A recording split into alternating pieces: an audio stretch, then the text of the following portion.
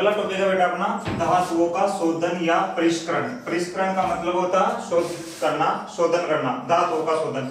अब धातु जो है अपने को देखो, धातु ऑक्साइड से जो अशुद्ध धातु प्राप्त करते हैं वो अपचयन द्वारा प्राप्त करते हैं। फिर क्या किया जाता है, इन अशुद्ध धातुओं का और आगे क्या किया जाता है, शोधन किया जाता है, परिष्करण किया जाता है। उसके लिए भी अलग अलग विधियां हैं, ठीक है। सबसे पहली विधि है आसवन विधि, ठीक है ना। अशुद्ध धातु से शुद्ध बिल्कुल प्योर धातु प्राप्त करने की जो विधि है वो है आसवन विधि। अब आसवन विधि जो है ना वो उन धातुओं के शोधन के लिए काम में ले जाती है जिनका क्वथनांक क्या हो, निम्न हो, कम हो। ऐसी धातुएं जिनका क्वथनांक क्या है, निम्न या कम बोल दो या निम्न बोल दो। तो ऐसी धातुएं जिनका क्वथनांक, फिर बोल रहा हूं मैं, क्वथनांक निम्न होगा, उन धातुओं के शोधन या परिष्करण के लिए कौन सी विधि काम में लेते हैं, आसवन। जैसे कि जिंक और Hg। कौन कौन सी है वो, जिंक और Hg। तो पहली बात तो ये याद रखना कि आसवन विधि किन धातुओं के शोधन के लिए काम में लेते हैं जिनका क्वथनांक क्या हो, कम हो, जैसे जिंक और Hg। दूसरी है द्रवीकरण या द्रवगलन परिष्करण। द्रवीकरण या द्रवगलन परिष्करण, इसमें गला करके शुद्ध किया जाता है। और ये विधि उन धातुओं के लिए काम में लेगी जिनका गलनांक क्या है, निम्न है। जिनका गलनांक क्या है, निम्न है। तो ऐसी धातुएं जिनका गलनांक निम्न होना, उन धातुओं के शोधन के लिए कौन सी विधि काम में लेते हैं, द्रवीकरण या द्रवगलन विधि। उदाहरण टिन, Sn का मतलब टिन, Pb का मतलब लेड, और Bi का मतलब बिस्मिथ, है ना, बिस्मिथ। तो टिन, लेड और बिस्मिथ, टिन, लेड और बिस्मिथ के शुद्धिकरण के लिए द्रवीकरण या द्रवगलन परिष्करण विधि काम में लेते हैं। तीसरी विधि है दंड विलोडन या पोलिंग विधि। दंड विलोडन, ये जो दंड विलोडन विधि है उसी का एक और नाम है पोलिंग विधि। और ये विधि जो है वो कॉपर धातु में उपस्थित कॉपर ऑक्साइड के अशुद्धि को दूर करने के लिए काम लेते हैं। यानी कुल मिला के इस विधि का उपयोग कॉपर धातु को शुद्ध करने में काम में लिया जाता है। इस विधि का उपयोग जो है ना वो कॉपर धातु को शुद्ध करने के लिए लिया जाता है। अब कॉपर धातु में क्या होता है कि कॉपर ऑक्साइड की शुद्धि होती है, Cu2। समझ बात। कॉपर धातु में जो फफोलेदार कॉपर बना था ना उसमें Cu2 की क्या होती है, अशुद्धि होती है। इस अशुद्धि को दूर करने के लिए क्या किया जाता है कि उस कॉपर के अंदर हरी लकड़ी के गट्टे डाल करके उसको हिलाया जाता है। हरी जो लकड़ी होती है उस हरी लकड़ी के गट्टे, है ना, बंडल या बोल दो लकड़ियां, वो डाल करके उसको क्या किया जाता है, कॉपर को हिलाया जाता है। हिलाने से क्या होता है कि उस कॉपर धातु में जो कॉपर ऑक्साइड की शुद्धि है वो अपचयित होकर के किसमें बदल जाती है, कॉपर में। और इस प्रकार कॉपर धातु क्या हो जाती है, शुद्ध, ठीक है ना। ये कॉपर धातु में इस कॉपर ऑक्साइड की शुद्धि को टटी कैसे, हरी लकड़ी से लाओगे तो ये क्या हो जाएगी, कॉपर धातु में अपचयित हो जाएगी। इस प्रकार होता है। अगला वैद्युत अपघटनी शोधन, इंपॉर्टेंट है। वैद्युत अपघटनी शोधन किस किस के लिए, जिंक और कॉपर। कॉपर के लिए तो बता दिया था मैंने, होलाराल प्रकरण वाला। तो कॉपर और जिंक, और सॉरी वो तो एल्यूमिनियम के लिए था। होलाराल प्रकरण को अलग वो अपचयन की विधि है। मैं बता रहा हूँ शुद्धिकरण की। शुद्धिकरण की विधि जो कॉपर और जिंक है, ठीक है ना। कॉपर और जिंक के शोधन या शुद्धिकरण के लिए कौन सी विधि काम में लेते हैं, विद्युत अपघटनी विधि। कौन सी, विद्युत अपघटनी। अब जिंक के लिए ये भी काम में लेते हैं, ये भी काम में लेते हैं। तो जिंक से ज्यादा क्वेश्चन पूछने के चांसेस नहीं, कॉपर से ध्यान रखना, कॉपर से क्वेश्चन पूछा जा सकता है। अगर आपसे क्वेश्चन ये ऐसे पूछे कि कॉपर धातु के शुद्धिकरण के लिए कौन सी विधि काम में लेते हैं, तो फर्स्ट ऑप्शन अपना यही होगा, विद्युत अपघटनी शोधन, ठीक है। अगला है क्षेत्र परिशोधन, ये भी इंपॉर्टेंट है, ठीक है। एक आसवन वाला भी इंपॉर्टेंट है। आसवन में ये मरकरी वाला याद रखना, मरकरी वाला। और द्रवीकरण में ये टिन वाला, ये लेड वाला, लेड और टिन वाला ध्यान रखना। अगली है क्षेत्र परिशोधन या जोन परिशोधन। क्षेत्र परिशोधन या जोन परिशोधन। क्षेत्र परिशोधन या जोन परिशोधन जो विधि है वो सिलिका, देखो डिटेल से देखो। क्षेत्र परिशोधन या जोन परिशोधन जो विधि है वो अर्धचालक धातुओं के शोधन में काम में ली जाती है, ध्यान रखना, है ना। जैसे कि सिलिका और जर्मेनियम। कौन कौन सी, सिलिका और जर्मेनियम। सिलिका और जर्मेनियम जो है वो अर्धचालक धातुएं होती हैं। और इन अर्धचालक धातुओं के शुद्धिकरण के लिए क्षेत्र परिशोधन या जोन परिशोधन विधि काम में ली जाती है। अगला पॉइंट, ये जो क्षेत्र परिशोधन या जो जोन परिशोधन विधि है, ठीक है, ये एक सिद्धांत पर काम करती है, ठीक है ना। ये एक सिद्धांत पर काम करती है। और वो क्या है सिद्धांत, है ना, वो सिद्धांत ये है कि जब अशुद्ध धातु जो है वो गलित अशुद्ध धातु जो है गलित अशुद्ध धातु, इस गलित अशुद्ध धातु का जब हम क्रिस्टलीकरण करवाते हैं, क्रिस्टलीकरण, है ना, तो जो शुद्ध धातु है उसका तो क्रिस्टलीकरण हो जाता है, वो तो ठोस रूप में आ जाती है, और जो अभी तक जिसमें अशुद्धि है वो द्रव की द्रव ही रहती है।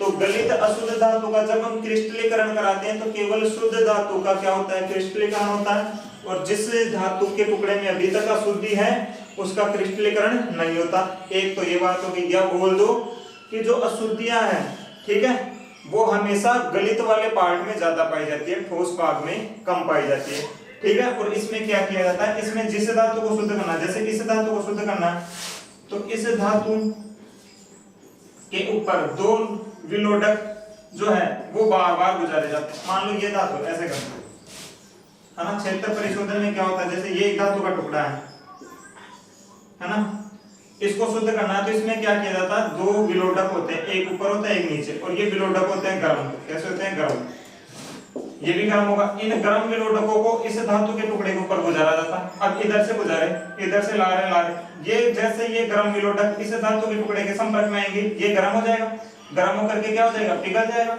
अब जैसे जैसे ये आगे जाते जाएंगे तो ये पिघलता जाएगा आगे आगे।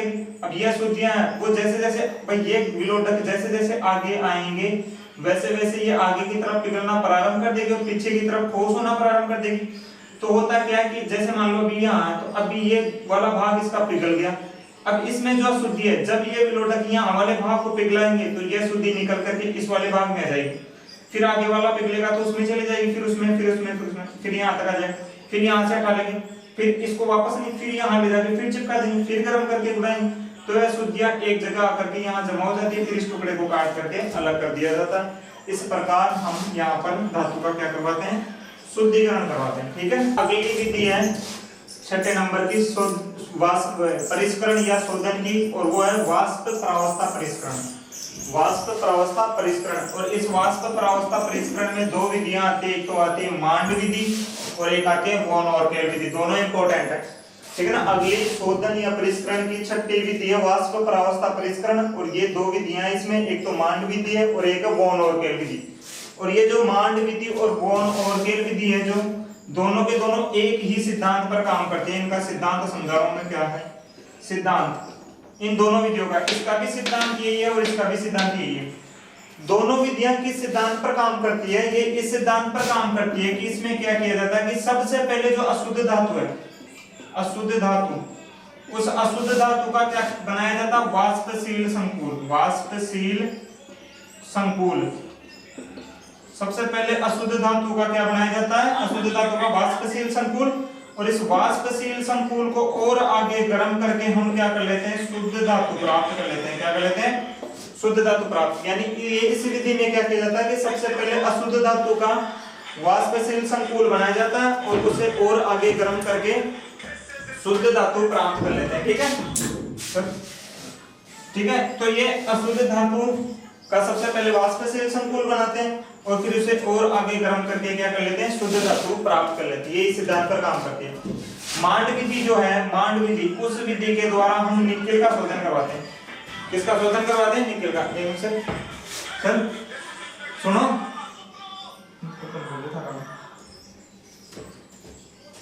जो मांड विधि है उस मांड विधि द्वारा हम किसका शोधन करवाते हैं, निकेल का। इसमें क्या किया जाता है, ये निकेल क्या शुद्ध धातु है, इसकी अभिक्रिया करवाई जाती है CO। CO को मतलब कार्बन मोनोऑक्साइड, है ना, कार्बन मोनो, निकेल को कार्बन मोनोऑक्साइड की उपस्थिति में 320 से 350 केल्विन पर गर्म करेंगे तो एक संकुल बनेगा NiCO4, और ये वाष्पशील संकुल होगा। ध्यान रखना, इससे भी क्वेश्चन पूछा जाता है कि मांड विधि में कौन सा संकुल बनता है, या निकेल के शोधन में कौन सा संकुल बनता है, ये वाला बनता है। फिर इस संकुल को और आगे गर्म करोगे, इससे ज्यादा ताप हो गया ना, 450 से 870 केल्विन, और आगे गर्म करोगे तो ये संकुल टूट जाएगा और निकेल शुद्ध धातु प्राप्त हो जाएगी और CO कार्बन मोनोऑक्साइड बाहर हो जाएगी।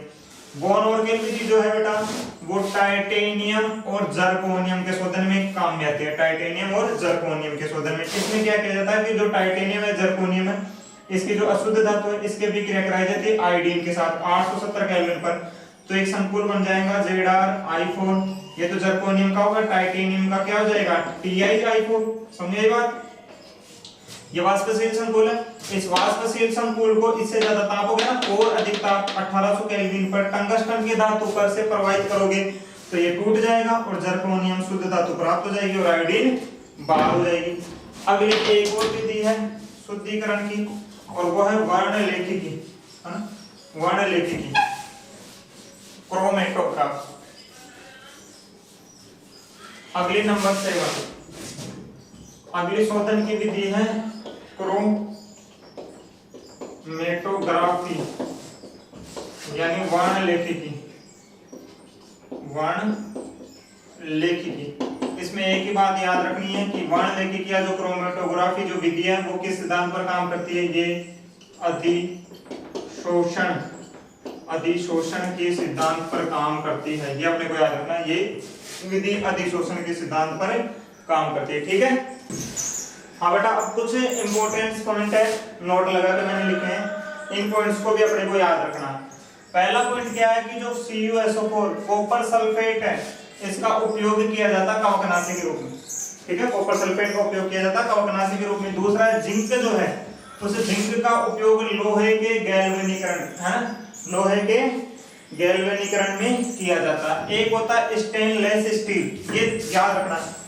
स्टेनलेस स्टील में क्या क्या होता है, इसमें 73% होता है आयरन, 18% क्रोमियम और 8% निकेल होता है, और कुछ मात्रा में कार्बन भी होता है। मेन तो अपने को ये याद रखना कि स्टेनलेस स्टील में क्या क्या होता है, आयरन, क्रोमियम और निकेल। ठीक है, और इनकी परसेंटेज भी याद रखना, आयरन कितना होता है, क्रोमियम कितना और निकेल कितना है। एक होता है क्रोम स्टील, क्रोम स्टील में आयरन होता है, आयरन कितना होता है 98% और बचा 2% कौन, क्रोमियम। यानी स्टेनलेस स्टील में भी आयरन क्रोमियम है और क्रोम स्टील में भी आयरन और क्रोमियम है। आयरन इसमें 98 है तो क्रोमियम हो जाएगा 2%। एक होता है इनवार, इनवार में आयरन होता है 64%, इसमें 64%, तो बाकी बचा 36% कौन होगा, निकेल। याद रखना कौन कौन होता है, आयरन और निकेल। आयरन 64 है तो बचा निकेल कितना होगा 36%। एक होता है जर्मन सिल्वर, जर्मन सिल्वर में क्या क्या होता है, कॉपर, जिंक और निकेल, कॉपर, जिंक और निकेल। इसमें कॉपर होता है 30, जिंक होता है 30, तो फिर निकेल कितना हो जाएगा 40। एक होता है पीतल, पीतल में कॉपर और जिंक होता है, कॉपर होता है 60 और जिंक होता है 40। और एक होता है तांबा, तांबे में क्या क्या होता है, कॉपर और टिन होता है। ठीक है, ये अपना मेटलर्जी वाला धातुक्रम वाला पार्ट कंप्लीट हो गया। Thank you.